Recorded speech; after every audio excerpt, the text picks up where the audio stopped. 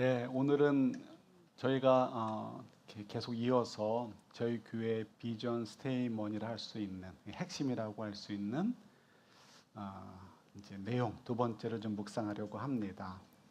우리 교회를 대표하는 말, 그리스도 안에서 복의 근원이 되는 행복한 사람들의 공동체. 그죠? 그래서 두 번째, 왜 우리를 행복한 사람들이라고 이야기하고 우리 교회를 그런 공동체라고 하는지 이제 생각해 보는 것이죠. 오늘 그 본문에도 보면 사도 바울이 고백하는 내용이 나오죠. 우리 함께 읽었지만 우리가 그리스도 안에서 받은 하나님의 그 풍성한 은혜를 이제 이렇게 세상 가운데 드러내기를 하나님께서 원하신다라는 것을 저희들이 함께 보았습니다. 세상 가운데 드러날 만한 하나님의 그 풍성한 은혜, 저희가 받았다는 것이죠. 그 받은 것이 있기 때문에 자랑할 만한 것이 생기게 된 것이고요. 그리고 그 자랑할 만한 것을 자랑하도록 우리를 부르셨다라고 말씀하십니다. 그러면 도대체 무엇이 그렇게 자랑할 만할 것일까요? 우리를 그렇게 부르셨다고 하는데, 우리에게 그렇게 놀란 은혜의 풍성함을 허락하셨다고 하는데, 이제 그것이 무엇인지 이제 생각해 보려는 것입니다. 사람들은 이 사고에 어떤 체계가 있습니다. 그래서 어떤 원인이 있으면, 어떤 일이 있으면 반드시 결과가 있다라고 생각을 합니다. 다른 말로 표현한다면 어떤 결과가 있다면 그 원인이 있다라고 생각하는 것이죠. 그래서 저희들이 예수님을 믿었고, 그래서 사도 바울이 고백한 것처럼 세상 가운데 자랑할 만한 그 은혜, 그 풍성한 은혜, 그 은혜가 이렇게 있다고 한다면 그 결과가 무엇일까를 확인해 보는 것이 모든 사람들의 본능입니다. 원인이 있다면 결과가 있듯이 하나님께서 은혜를 주셨다면 그 은혜의 열매, 결과가 있어야 된다는 것이죠. 다른 말로 표현한다면 예수님 믿기 전과 믿은 후에 아주 전혀 다른, 예수님이 개입하셔서 생길 수밖에 없는, 예수님이 아니면 다른 것으로는 설명이 안 되는 뭔가가 있어야 된다라고 생각하는 것이 저희들의 마음입니다. 그래서 저희는 그것을 찾으려고 애를 쓰는 것이죠. 좀 더 쉽게 생각한다면 저희 모든 사람들은 이제 그런 체계 속에 가지고 산다는 것이죠. 제가 기억나는 것이 있는데요. 이제 보스턴에서 공부할 때입니다. 신혼 때죠. 그때 이제 뭐 같이 공부하는 분들하고 친하게 지내게 되었습니다. 그리고 제가 이제 이곳으로 온 다음에 이제 저희 가정에 일이 있어서 보스턴에 잠깐 며칠 가게 되었습니다. 그리고는 이제 보스턴 다운타운에서 이분들과 이제 헤어지게 되는데, 마침 이제 차를 다운타운 가운데 파킹을 해야 됐습니다. 샌프란시스코도 힘들지만 보스턴도 뭐 만만치 않습니다. 더 어렵다고 봐도 뭐 상관없습니다. 정말 파킹할 데가 없습니다. 그런데 저희를 데려다 주시는 이제 그 전도사님 네 분이 저희 뒤에 타고 갔는데, 정말 놀랍게도 약속 장소 바로 그 앞에 파킹랏이 생긴 것입니다. 파킹을 탁 하고 나왔습니다. 사방을 둘러봐도 정말 빈자리가 어느 곳에도 없습니다. 그때 그 전도사님 와이프 사모님이죠. 사모님이 했던 말이 저는 굉장히 깜짝 놀랐던 말입니다. 한마디였는데요. 야, 재수 좋다. 이렇게 얘기를 하시더라고요. 우리가 흔히 믿는 사람들 사이에서도 그런 말 잘 안 쓰는데, 전도사님, 사모님이 야, 재수 좋다. 이렇게 하시더라고요. 이유가 있습니다. 그분은 신앙이 아직 별로 많은 분은 아니었습니다. 전도사님이 보수선으로 오기 전에 영국에서 공부하실 때 만나신 분이고요. 그래서 믿음이 없었지만 이 남자가 너무 좋아서 결혼을 해서 어떨결에 사모님이 된 분이고 그래서 막 신앙이 자라던 때였던 분이었습니다. 그러니까 이해가 되죠. 아무리 둘러봐도 다른 스팟은 없고 어떻게 우리가 딱 파킹해야 될 때 이 스팟이 났을까? 설명이 되지 않습니다. 그러면 우리가 억지로라도 설명하는 것이죠. 야, 재수 좋다. 이렇게, 그죠? 운 좋다. 럭키하다. 이런 식으로라도 저희들이 어떻게든지 답을 찾아가고 만들어 가려고 하는 것이 우리 사람들의 이렇게 사고 체계입니다. 그래서 다시 돌아간다면 우리가 예수님을 믿은 다음에 우리가 확인하고 싶은 것이죠. 나 예수님 믿었는데 뭐가 달라진 것일까? 사도 바울은 우리가 자랑할 것이 있다고 하는데 정말 자랑할 것이 있는가? 믿지 않는 사람과 내가 차이가 있어야 되는데 그 차이가 무엇일까? 예를 들어서 믿지 않는 사람들보다 좀 가난하게 살아도 뭔가 좀 다른 게 있으면 좋지 않겠습니까? 믿지 않은 사람보다 좀 건강하지 못해도, 믿지 않은 사람보다 권력이 조금 없어도, 믿지 않는 사람들보다 뭐 좀 똑똑하지 못해도 차이가 있으면 얼마나 좋겠습니까? 예를 들어서 만화에 나오는 것처럼 우리 믿어서 born again 되면 우리 머리 위에 링이 생겨가지고요, 링이 하얀색 링, 뭐 빛나는 링이 생겨서 번쩍번쩍 빛나고, 믿음이 좋아지면 점점 골드 컬러로 되고, 믿음이 좀 떨어지면 심으로 좀 그레이 컬러로 되어지고, 뭐 이런 게 생기면 우리도 좋고 믿지 않는 사람들에게도 예수님 믿으면 이런 거 생겨, 뭐 할 말이 있지 않겠습니까? 물론 그러겠죠. 그 링이 도대체 뭐라고? 그래서 네가 나보다 건강해, 네가 나보다 똑똑해, 네가 나보다 권력 있어, 네가 나보다 성공했어, 네가 나보다 돈 있어, 이렇게 한다면 할 말이 없을지 모르겠지만 그래도 하다못해 링이라도 하나 생겼으면 하는 것이 사실 저희들의 마음입니다. 뭔가 다른 것이 있었으면 하는 것이죠. 그러나 저희들의 바람과 다르게 우리가 이렇게 어떤 세상의 것으로, 눈에 보이는 것으로, 피부로 느껴지는 것으로 예수님 믿은 다음에 달라졌습니다라는 것을 증명하는 것은 참 어렵습니다. 하나님께서 개입하셔서 이적을 행하시기도 하시지만 그 이적이 365일이 계속 이어지지도 않고 또 내 평생 따라가지도 않습니다. 오히려 더 많은 시간들은 세상 사람들과 동일하게 살아가야 됩니다. 그래서 참 어렵습니다. 필립 얀시, 아주 유명한 분이시죠. 이분의 책은 여러분들이 좀 보셔도 참 좋습니다. 필립 얀시, 이분이 쓴 책 가운데 하나님 당신께 실망했습니다라는 책이 있습니다. 그 중에 나오는 이제 한 청년의 이야기입니다. 리처드라는 청년인데 대학 때 예수님을 알게 되었습니다. 교회를 나가기 시작을 했습니다. 그리고 뜨거워져 가지고요. 그래서 신학교까지는 가게 되었습니다. 글 쓰는 재주가 너무 좋아서 대학원 때 쓴 책을 보고 글을 보고서 교수님이나 주변 사람들이 너 책으로 내라라고 권면할 정도였습니다. 그래서 용기를 내서 이제 필립 얀시에게 자기 원고를 보내주고 조금 평가해 주세요라고 부탁을 했습니다. 필립 얀시, 20세기 최고의 저술가 중에 한 사람이 대학원생의 글을 가지고 뭐 꼭 읽고 싶겠습니까? 뻔한 거지라고 뭐냐 이렇게 치부하고 싶었겠죠. 그렇지만 또 성령의 인도하심이 있었는지 그의 보낸 원고를 자세히 보게 되었습니다. 그리고 야, 글 잘 썼네라는 생각이 들어서 추천서도 써주고 그리고 출판을 잘할 수 있도록 도와주기도 했습니다. 그렇게 되고 한 6개월인가 몇 개월이 지난 다음에 갑자기 이 청년에게서 연락이 왔습니다. 전화가 온 것이죠. 떨리는 소리로 이야기를 합니다. 자기가 얀시 당신에게는 꼭 이야기를 해야 될 것 같아서 전화를 했다고요. 왜 전화했냐면 나 이제 예수님을 더 이상 안 믿으려고 합니다. 나 이제 더 이상 믿음 생활하지 않고 교회를 떠나려고 합니다라고 이야기를 합니다. 왜 그러냐고 이야기를 듣습니다.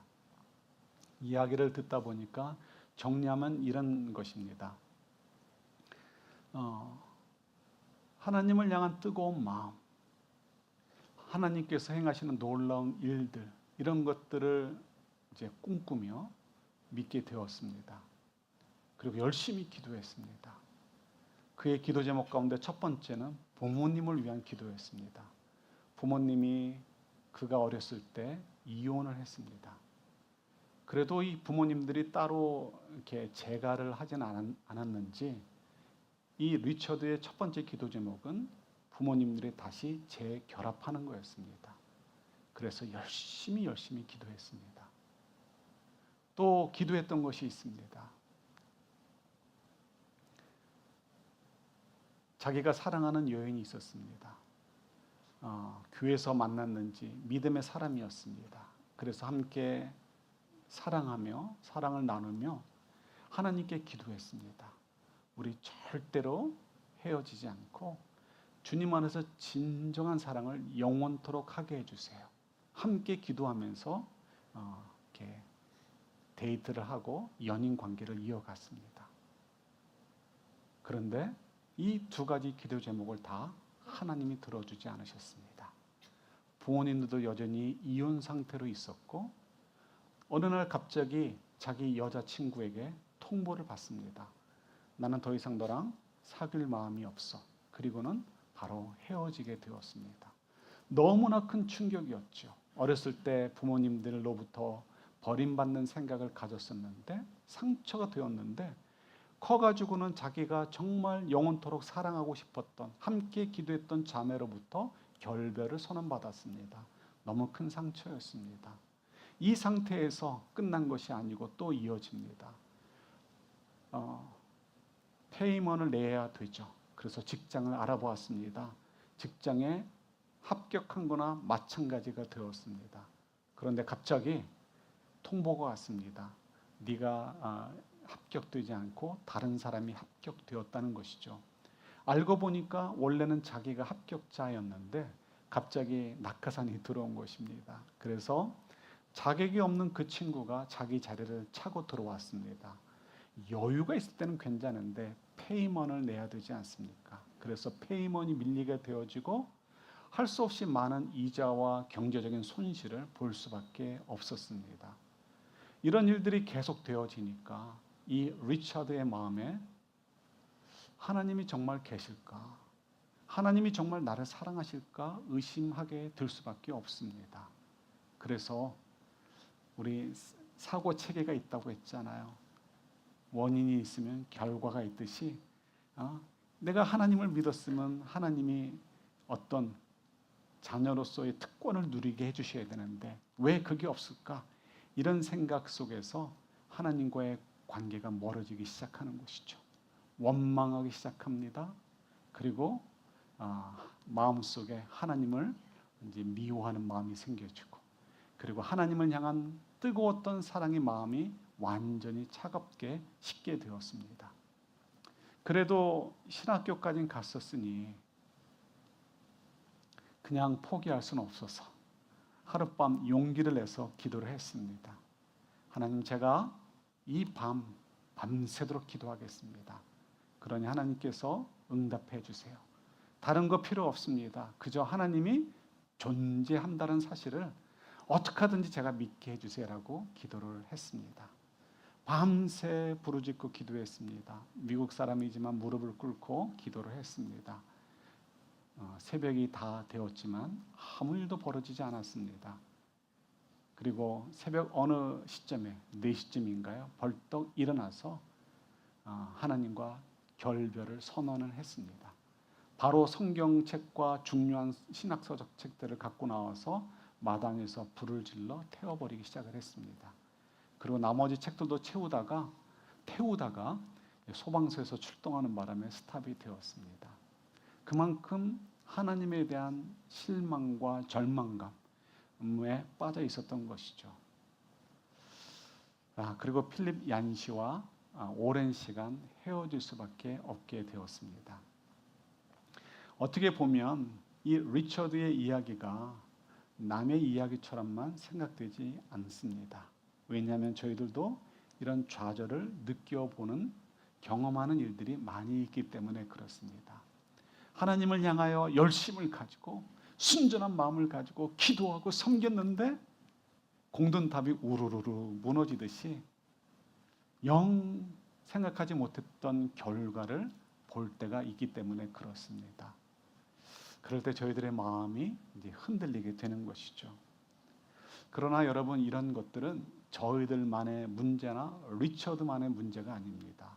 사실은 여러분 조금만 관심을 가지고 보시면요, 인류의 역사 속에서 이런 질문들이 엄청나게 많이 있었다는 것을 보게 됩니다.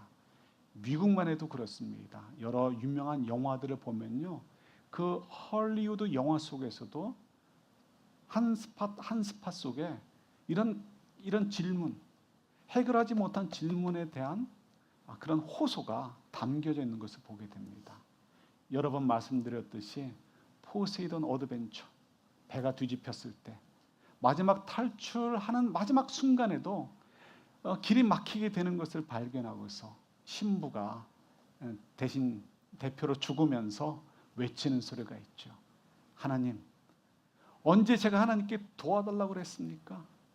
방해는 말아야 되는 것 아닙니까? 이런 식으로 하며 높은 곳에서 떨어져 죽는 그런 장면들. 뭐 그런 영화들이 여러 개가 있습니다. 흑백 영화 가운데도 있더라고요. 제가 이제 잊어먹었는데, 예, 그런 영화들, 소설들, 그 소설들 속에서도 이런 응답해주지 않으시는 하나님에 대한 침묵, 그 기도, 이런 것들에 대한 하소연을 많이 하고 있는 것을 보게 됩니다.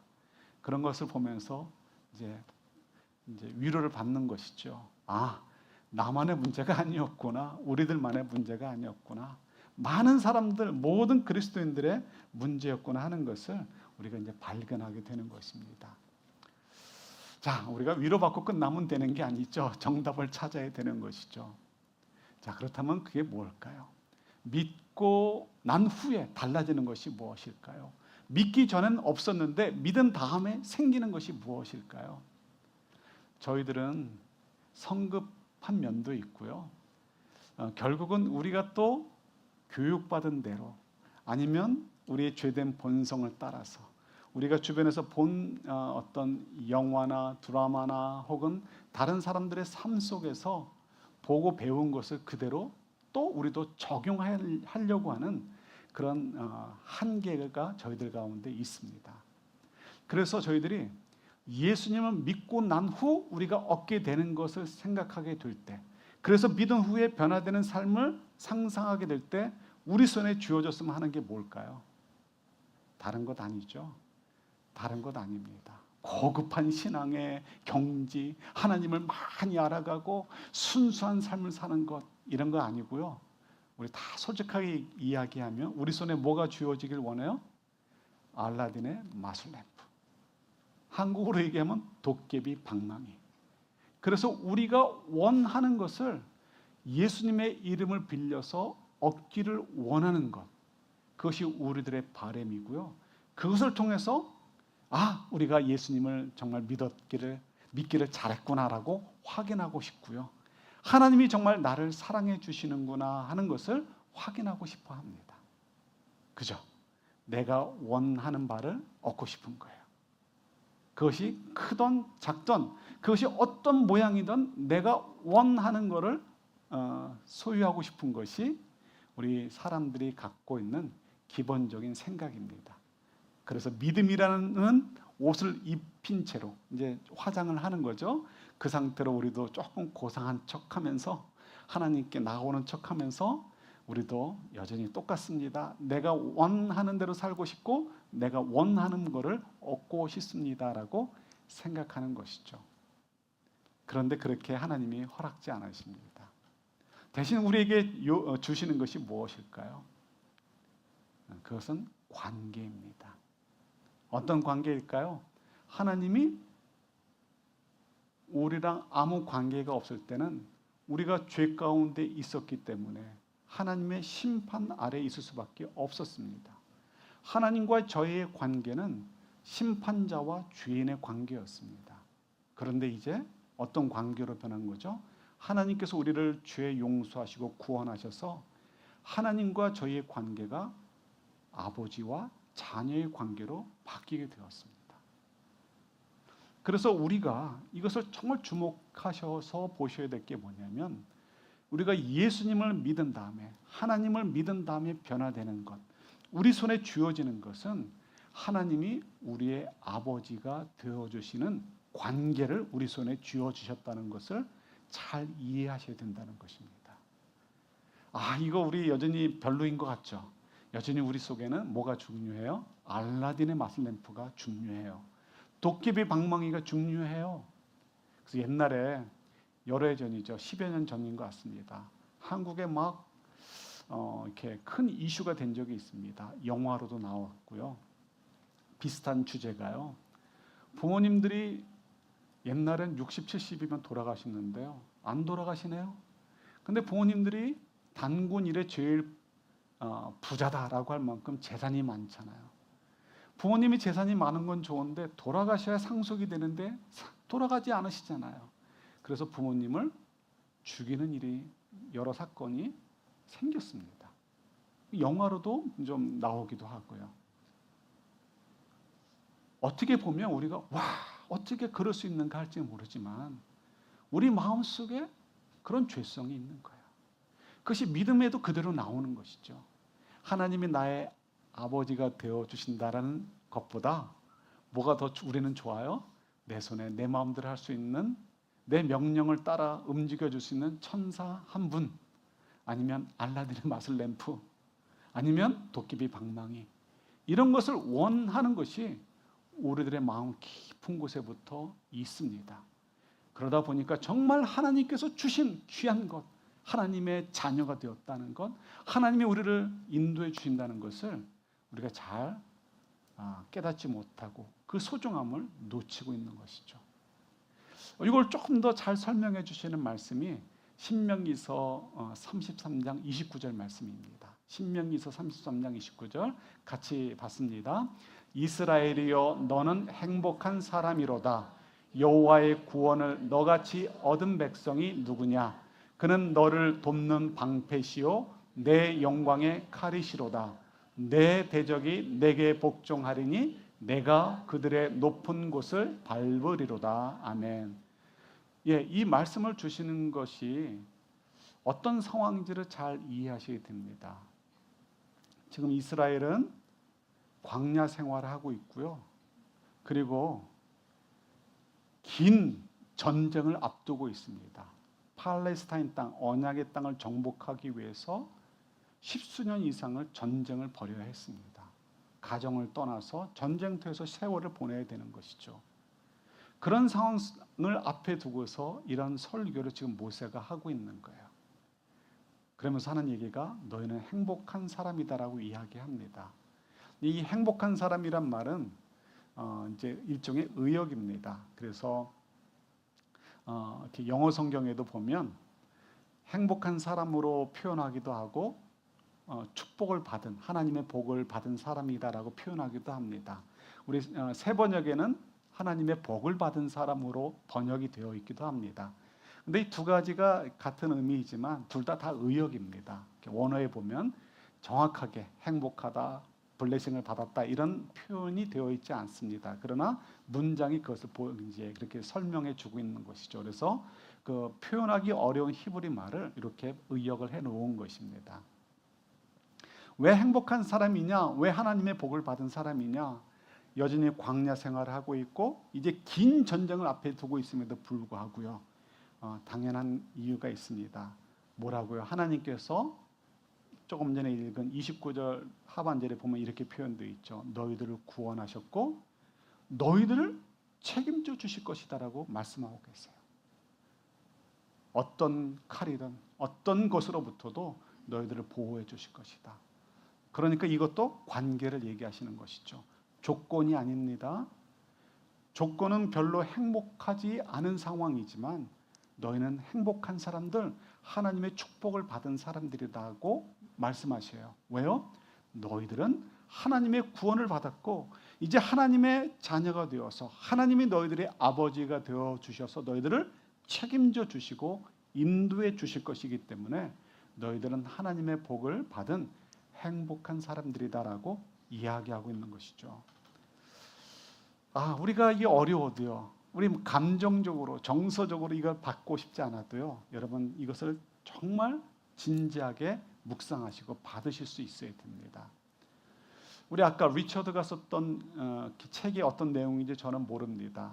그렇게 고민하는 걸 보니까 욥기를 잘 이해를 못한 것 같아요. 욥기 이야기 아주 조금만 이야기하면 이런 내용을 담고 있습니다. 욥기도 마찬가지다라는 것이죠. 욥이 7남 3녀를 데리고 있었어요. 7 아들, 3 딸. 어느 날 하루에 다 죽었습니다. 그리고 전 재산이 날아갔고요. 종들도 다 재산이죠. 다 죽었습니다. 아내는 저주하며 떠났습니다. 정말 미저러블한 인생이 되어버리고 마는 것이죠. 사람들이 조롱합니다. 그리고 친구들도 그를 죄인이다라고 막 이렇게 핍박을 하는 것이죠. 그런 내용이 담겨져 있으면서 이제 그 후에 이제 일이 진행되는 것이 욥기서입니다. 언뜻 보면 욥기서의 주제는 어려운 일이 발생되어도 인내를 가지고 하나님을 향한 믿음을 저버리지 않으면 하나님이 은혜를 베푸신다. 그것이 진짜 믿음이다. 라는 것으로 우리가 이해할 수 있습니다. 그러나 욥기는 그런 내용이 아닙니다. 그런 것을 설명해 주려는 것이 욥기가 아니고요. 욥기의 주제는 그것이 아닙니다. 물론 그 말이 맞습니다. 어떤 말이요? 어려움이 있어도 하나님을 의지하고 신앙을 저버리지 않고 인내하며 하나님의 인도하심을 구하는 것, 그게 진짜 믿음이고 그럴 때 하나님이 상 주신다, 은혜 주신다. 그 말이 틀린 말은 아닙니다. 그러나 적어도 욥기서에서 이야기하고 싶은 주제는 그게 아니라는 것이죠. 왜냐? 욥도 욥기를 읽어보면 아시는데요. 욥도 하나님한테 혼나요. 인내를 조금 갖긴 가졌지만 억울합니다. 하나님 당신이 뭔가 잘못하신 것입니다. 내가 어떻게 이렇게 큰 징벌을 받아야 됩니까? 하면서 하나님을 원망하는 그런 모습을 보여줍니다. 그런데 그 모든 과정을 보면 우리 처음에 얘기했던 대로 우리 사고체계에 문제가 있는 거예요. 모든 것들을 인과응보, 그러니까 원인이 있으면 결과가 있다라는 체계 속에서 이해하려고 하니까 문제가 되는 것이죠. 누가 어려운 일을 당했으면 무엇 때문에? 분명히 죄 때문일 거야. 이렇게 생각하는 거예요. 그러나 우리가 아는 대로 욥이 어려운 일을 당한 것은 욥의 죄 때문이 아니에요. 아니란 말이에요. 하나님께서 메시지를 전달해 주시기 위해서 옛날이나 지금이나 하나님 믿으면 하나님께 잘 신앙생활하면 뭐든지 다 잘 되고 이 모든 일이라는 것을 세상적인 것으로 얘기하는 거예요. 누구보다 부자 되고 누구보다 건강하고 누구보다 자녀들이 복 받고 어떤 좋은 학교 가고 좋은 짜 먹고 이런 식으로 생각하는 것은 잘못된 것이다라는 것을 알려주고 싶으신 거예요. 하나님께서는 그런 원리 속에서 통치하시는 것이 아니라 하나님의 더 크고 지혜로운 계획 속에서 이 세상을 통치하고 운영하신다. 그러니 너희들의 인생을 그런 바보 같은 생각으로 맞추려고 하지 말아라라고 말씀하시는 것이 욥기서의 주제인 거예요. 정말 그렇지 않습니까? 하나님이 온 우주를 통치하시는 원리 가운데 인과응보, 원인이 있으면 결과가 있다보다 더 중요한 게 뭐예요? 은혜의 원리죠. 은혜가 아니면 저희들이 이 자리에 있을 수 있습니까? 은혜가 아니면 우리들이 어떻게 하나님을 알 수 있고 은혜가 아니면 어떻게 우리가 죄로부터 자유함을 얻을 수 있습니까? 하나님의 전적인 은혜인 것이죠. 이런 은혜의 원리가 있다는 거예요. 그래서 욥기서에 보면 후반부에 하나님이 얼마나 힘이 있고 능력이 있고 천지를 창조하신 분인지를 굉장히 강조하십니다. 욥에게 또 사람 친구들에게 묻는 것이죠. 너희들이 리워야단을 이길 수 있느냐? 리워야단이 악어이든 뭐든 간에 아니야, 지금 심각하게 병 걸리고 자녀들 다 죽고 너무 큰 고난 속에 있어서 괴로운 사람에게 찾아와서 너 악어랑 싸워서 이길 수 있어? 이게 뭐 얼마나 웃기는 일이에요. 그러나 하나님께서 하신 이유가 있는 것이죠. 그 이유는 뭐냐면 이것입니다. 내가 천지를 창조했고 어떤 이 세상에 어떤 힘 있는 것들도 나와 대적할 수 없단다. 나는 이만큼 힘이 있고 권능이 있고 능력 있는 존재란다. 나는 이만큼 지혜롭고 이만큼 의로운 존재다라는 것을 말씀하고 계시는 거예요. 그걸 통해서 무엇하라고요? 너희들이 함부로 하나님이 하시는 일들을 판단하지 말라라는 거예요. 우리들에게 말씀하시는 거예요. 우리 스스로 내 인생은 나 왜 이렇게 복이 없는 사람일까라는 식으로 판단하지 말라라는 거예요. 하나님께서 우리가 생각할 때는 이렇게 미저러블해 보이는 인생조차도, 이렇게 형편없어 보이는 인생조차도 어떻다?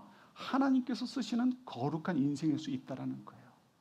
욥을 향하여 모든 사람들이 욕하고 저주하는 그 순간에도 욥조차도 나는 하나님의 징벌을 받은 것 같은데 하나님이 잘못 판단하신 것 같아 라고 하면서 정말 어려운 시간이라고 생각되는 그 시간도 사실은 뭐라고요? 하나님께서 욥을 통해서 우리에게 메시지를 전달해 주시기 위해서 사용하시는 거룩하고 축복된 시간이었다라는 것입니다. 그게 욥기를 통해서 우리가 볼 수 있기를 원하시는 하나님의 원리인 거예요. 그래서 욥기를 주신 거예요. 뭐라고요? 하나님을 신뢰하라는 것입니다. 그분의 그 놀라운 능력과 창조하시는 그 지혜와 권능을 생각하고 그 의로우신 분이 얼마나 이 세상을 아름답게 만드신 분이 우리 인생을 아름답게 하시겠는가. 염려하지 말고 그분께 신뢰하라. 이것이 하나님께 욥기를 통해서 우리에게 주시는 메시지이신 것이죠. 이걸 모르니까 리처드가 하나님을 떠나는 거예요. 그가 돌아왔는지 아닌지는 아직은 모르겠습니다. 그 후 이야기가 중간까지만 있고 끝부분은 안 나와서 잘 모르겠습니다. 그러니까 어떻다고요? 저희가 하나님과 아버지와 자녀의 관계가 되었기 때문에 우리가 행복한 사람이라는 것입니다. 누가 볼 때 저 바보 같은 사람, 바보같이 인생 사나요? 할지 몰라도 우리는 하나님을 신뢰하고 하나님의 인도하심을 받고 사는 그 인생이기에 정말 하나님께서 채워주시고 정말 은혜로 풍성케 하시는, 그리고 천국에 갔을 때 칭찬을 엄청나게 받고 상을 누리게 되는 복된 인생이 저희들의 인생이기 때문에 그런 것이죠.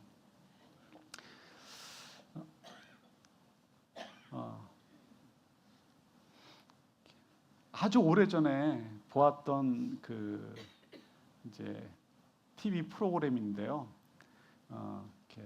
그게 아직도 기억나는 것이 있습니다. 좋아하는 배우 중에 박상면 씨가 있습니다.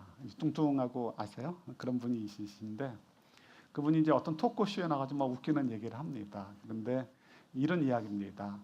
아내를 결혼했는데요. 딱 나가 보니까 음악을 바이올린인지 뭔지 정확히 기억은 안 나는데요. 클래식 악기를 전공한 분이었습니다. 그래서 너무 잘 됐다 이런 생각을 했다는 것입니다. 그리고 기대가 있었습니다. 어떤 기대요? 무슨 기대했을까요? 술을 좋아하니까요. 결혼하면 이 여인이 내가 술 마실 때 연주 하나 해주겠지. 근데 안 해주더라는 것입니다. 안 해주는데 뭐 단 한 번도 안 해줬다는 거예요. 그러면서 이제 막 웃기면서 막 불평을 합니다. 그러면 어떻습니까, 여러분? 박상면 씨가 나는 정말 결혼에 실패한 사람이야. 우리 아내는 정말 결혼에 내 부부관계에 신중하지 않은 사람이야. 아내로서의 역할을 제대로 하지 않는 사람이야라고 원망할까요? 아니죠. 그 아내를 사랑하며 그 아내를 존중하며 살아가고 있습니다. 어떻게 보면 저희들이 미련을 떨고 있는 모습이 이런 모습에도 있지 않을까 싶어요.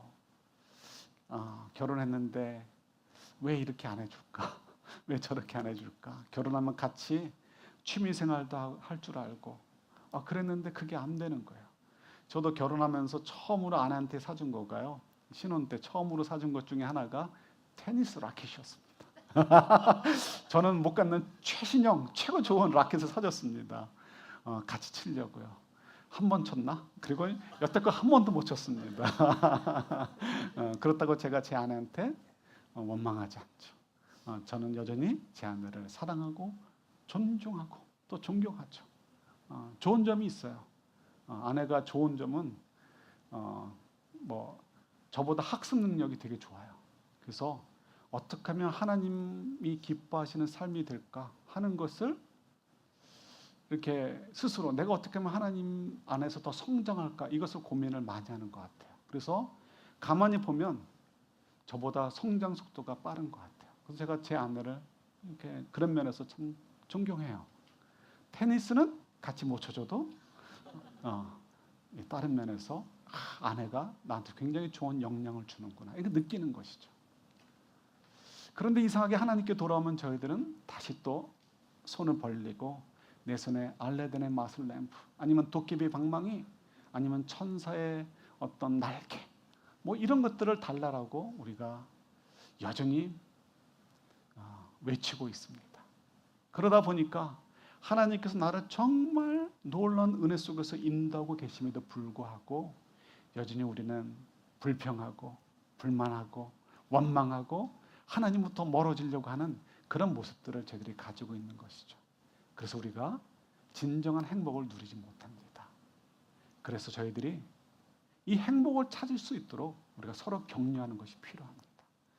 나와 하나님과의 관계, 하나님 나에게 얼마나 좋은 아버지 되어주셨는가를 내가 먼저 느끼려고 애를 써야 되고 그리고 그 모습을 서로 격려해 주시는 것이 저희들에게 너무나 필요합니다. 그럴 때 우리가 좀 함께 더불어서 진정한 인생의 의미를 찾아가고 인생에서 정말 가치 있고 우리를 복되게 하는 것이 무엇인가를 함께 찾아갈 수 있게 되는 것이죠. 우리 인생의 최고의 핵심은 하나님이 우리의 아버지가 되어주셨다는 것입니다. 그리고 그 아버지 되어주심 속에서 우리가 때로는 좁은 길을 가고 십자가를 질 때가 있다 할지라도 결국 그 모든 것들이 우리들에게 선으로 돌아오게 되는 것이죠. 아버지 안에 있기에 모든 것이 합력하여 선을 이루게 되는 인생을 우리가 살고 있다는 것을 우리가 확인할 수 있으면 좋겠고요. 그래서 서로 격려해 줄 수 있는 우리 공동체, 우리 교회 그런 저희들이 될 수 있기를 우리 주님의 이름으로 축원합니다.